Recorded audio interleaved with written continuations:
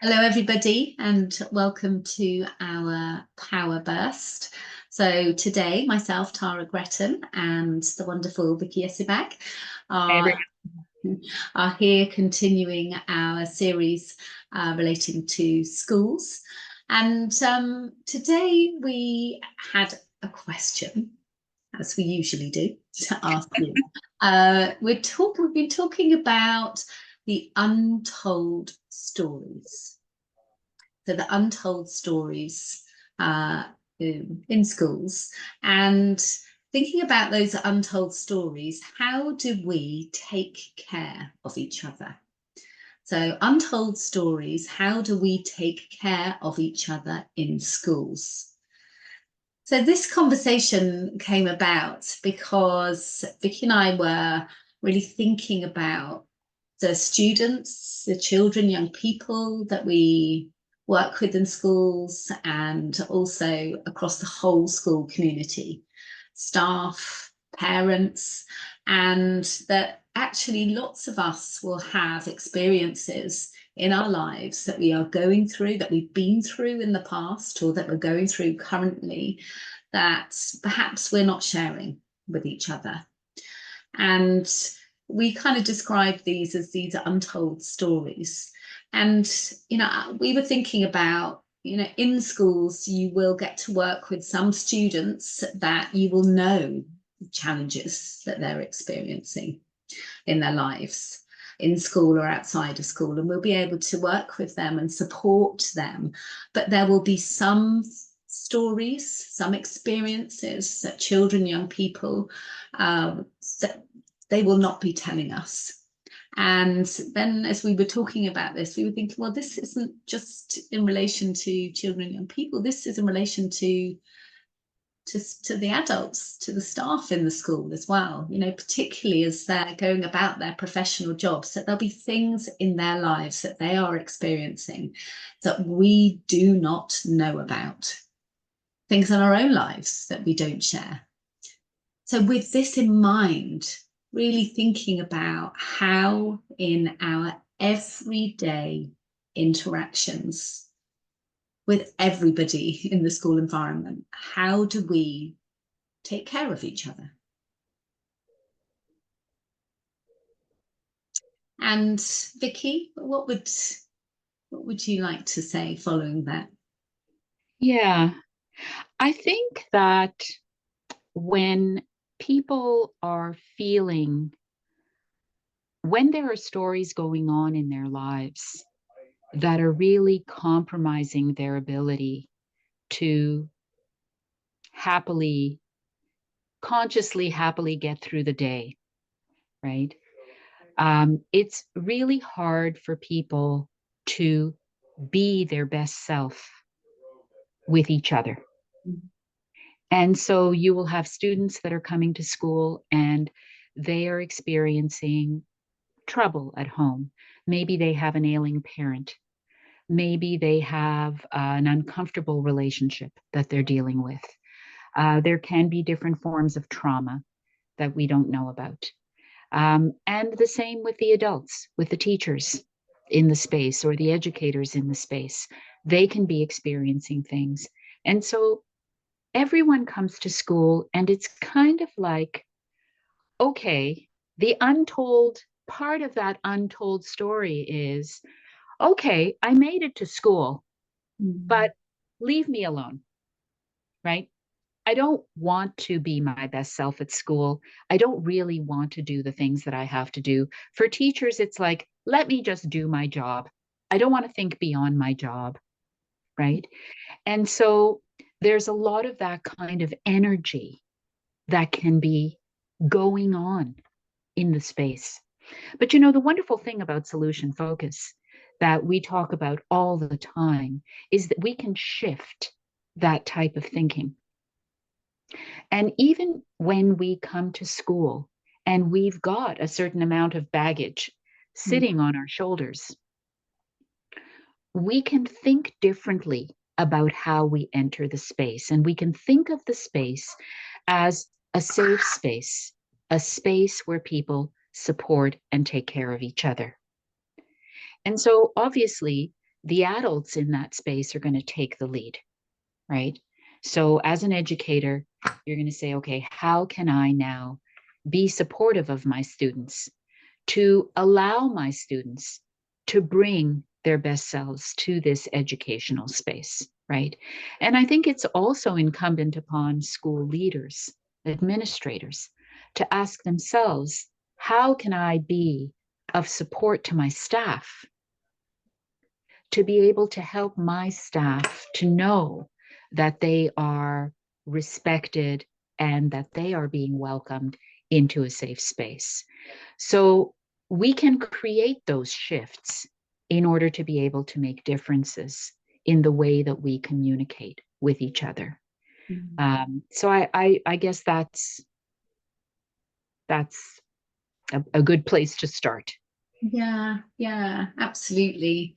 And, just building on what you've said, I think that the power of kind of noticing each other, and maybe kind of entering into those spaces with each other, that people do have untold stories, and that and we, as we said, we'll have our own untold stories. And just to think about what difference, just knowing that, what difference does that make? Or what difference do I hope that will make? What are my intentions just by knowing that there are so many children, young people, staff, people, in our communities and our schools that have these untold stories? What difference is that going to make to the way that I intentionally interact with the people around me? And that doesn't have to be anything huge. We speak to this an awful lot about the tiny, tiny, tiny interactions, and the difference that those small interactions can make to how we experience the day, how we experience how we feel. And that we don't necessarily, you don't have to be a mental health professional to be able to support people who have these untold stories that could be really traumatic. But we can just think about the tiny detail of the way that we interact with them and the space that we create. And also that we're not defining, if that untold story causes a young person to disrupt a class, to react negatively in a situation, that we're not defining that young person by that behavior, that we're perhaps thinking that, this could be attributed to an untold story. That's right. And And a how lot of, might, yeah, and when you're talking about student behavior, right? A lot of times students behave poorly if they have untold stories, simply because they don't have a better way. They don't know of a better way to be able to express themselves in their unhappiness or in their frustration or their anxiety. So, imagine the power, for example, of a teacher coming into the classroom today, and the teacher's having a bad day. And the teacher comes into the classroom and says to the students, you know what? Before we get started, I just want to tell you that I'm having a really bad day today. And I just wanted to share that with all of you because, this is a bad day. And what I'm asking from you is just that you really think about me, that you have me in your thoughts today, as I will have you in my thoughts. And let's make this a kind space today, right? Imagine the power of that. And imagine what that role models to young people. What that role models to young people is, oh, wait a second. If I'm having a bad day, I don't have to misbehave. I can just share how I'm feeling and ask for support. Think about that. So I think that those simple, as you say, Tara, those small and simple bits of communication can make such a difference. Yeah, absolutely. And that this is about everybody. Yes. It's Yes. about everybody, and I think that having that across the whole, the expectations on school staff when they too have their challenges, they too, have their untold stories, as you've just described, Yeah. that, and the expectation for them to be there for the students all of the time, that expectation that it's all on them, and it's not. We can do this together. Yes. And yes, we are showing the students how we're modeling that, how we can take care of each other and how we can be open and share things that are difficult. And we can even do that sometimes in a classroom. Things can get pretty heated, right? You have you have a lesson that's at play, and the students are tired or they're frustrated, or maybe they're not focusing very well. You know, a teacher can just stop right there and say, "Okay, this is what I'm noticing right now," very kindly, right? Mm. It's not about, okay, everybody be quiet, right? It's not about that. It's okay, let's just stop for a minute. This is what I'm noticing, right? We're having trouble focusing, we're having trouble staying on topic. Somehow this lesson isn't quite working out the way that I had expected. Let's just take a few moments, take a few deep breaths, Yeah. kind of regroup, you Mm. know, just remember who we are, where we are. We're in this together. Let's just stop. Let's just put everything down. Put down our papers, put down our pens, our pencils. Let's just put it all down. Mm. Just take a moment just to take some deep breaths and just Mm. remember that we're all here, we care about each other, and we're in this together. Yeah. Yeah. That's so beautiful, isn't it? Right. Yeah. And Mm. so what the children are learning from that, it's self-regulation, isn't it? Yeah. That they have the power to do that, to accomplish self regulation just by Mm. stopping and noticing the moment.